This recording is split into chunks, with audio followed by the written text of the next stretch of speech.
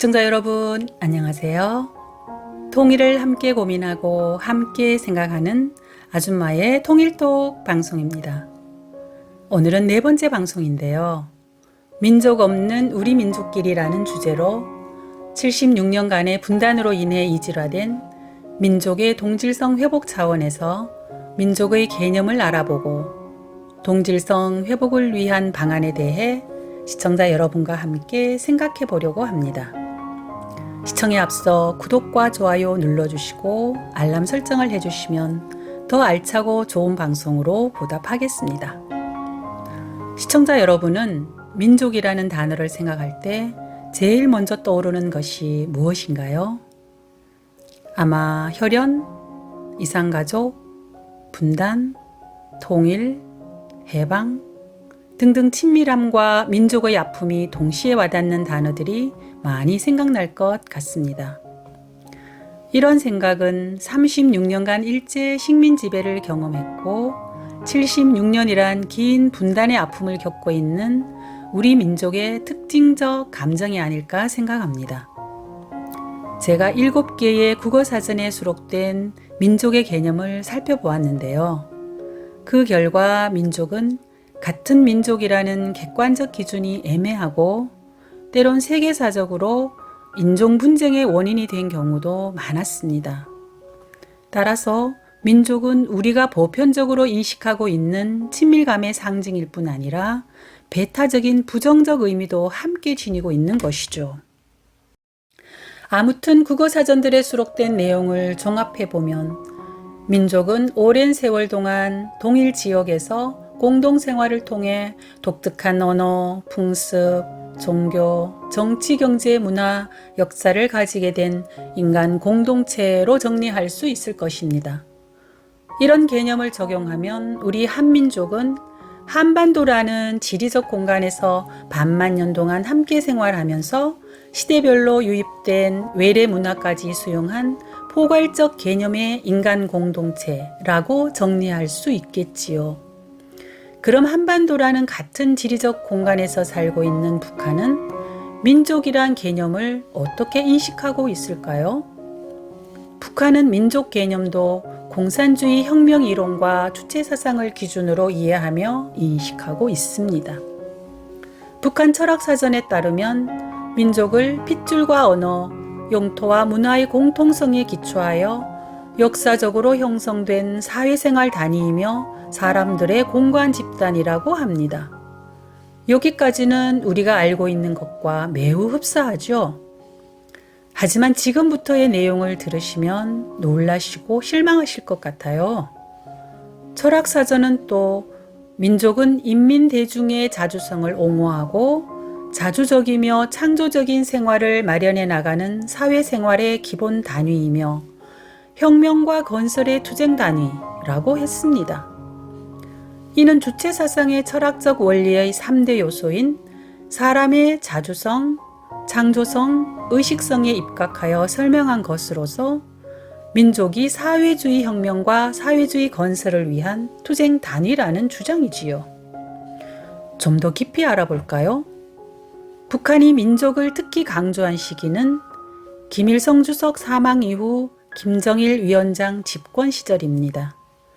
이 당시에 김정일 민족관, 우리 민족 제일주의, 우리 민족끼리 등의 구호와 이론 책자가 집중적으로 발간되었지요.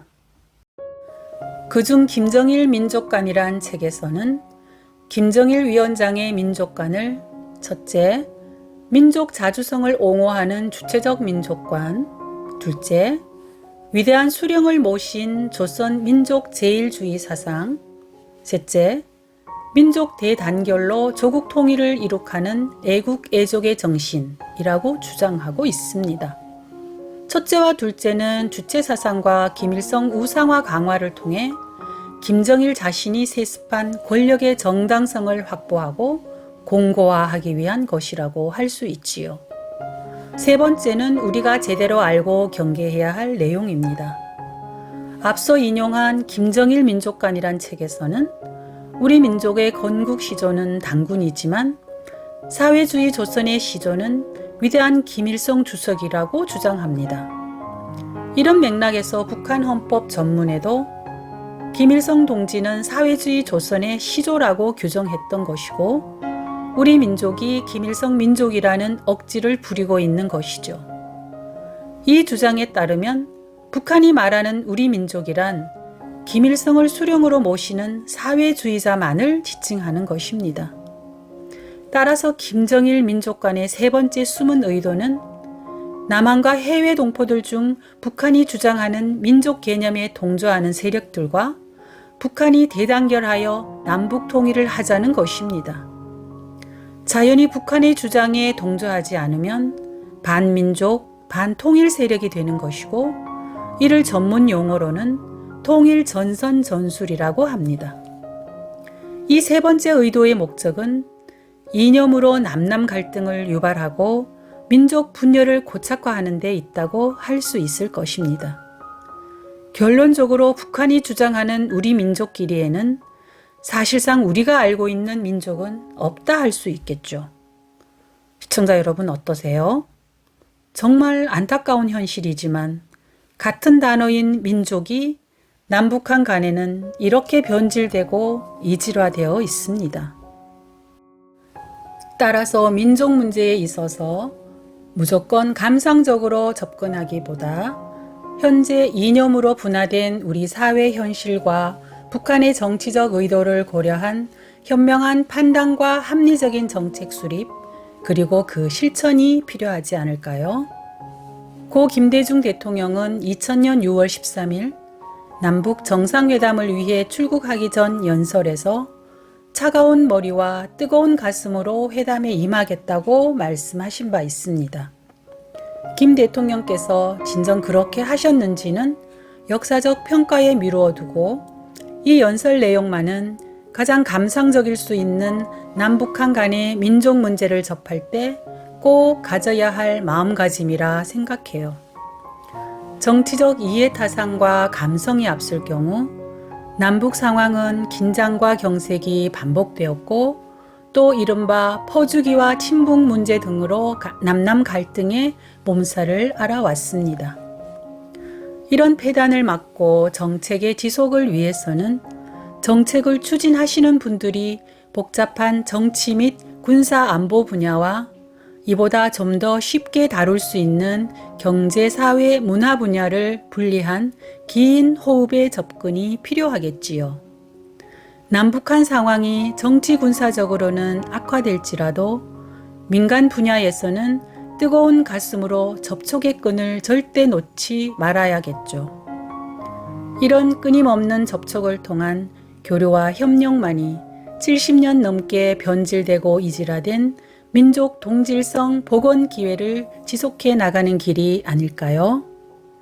이와 함께 정치 군사 분야에서도 차가운 머리로 합리적인 대응이 따라야만 실질적인 효과가 담보될 것이라고 생각합니다.